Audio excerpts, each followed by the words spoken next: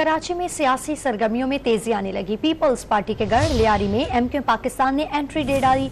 1988 के बाद पहली मरतबा लियारी की दीवारों पर मुत्तहदा कौमी मूवमेंट की चौकिंग कर दी गई। मजीद अपडेट लेते हैं डॉन न्यूज के नुमाइंदे इमरान अहद खान से। इमरान, आगाह कीजिएगा इस सियासी गर्मा गर्मी से मुतालिक।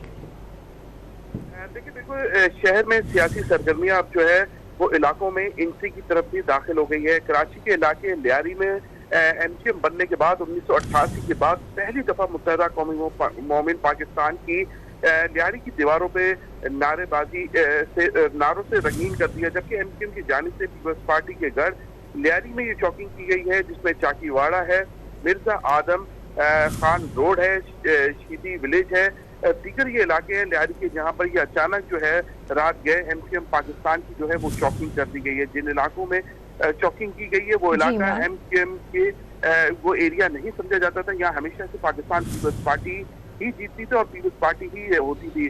जरा ये भी बता रहे हैं कि इस बार जो है एमक्यूएम पाकिस्तान जो है वो लियारी से मजबूत उम्मीदवार भी ला रही है। इसी हवाले से ये चौकिंग समेत जो दीगर जो चीजें हैं, यानी ठीक है, कराची में सियासी गर्मी में तेजी आ गई लगी है। तफसीलात बताए थे इमरान अहद खान, आपका बहुत शुक्रिया।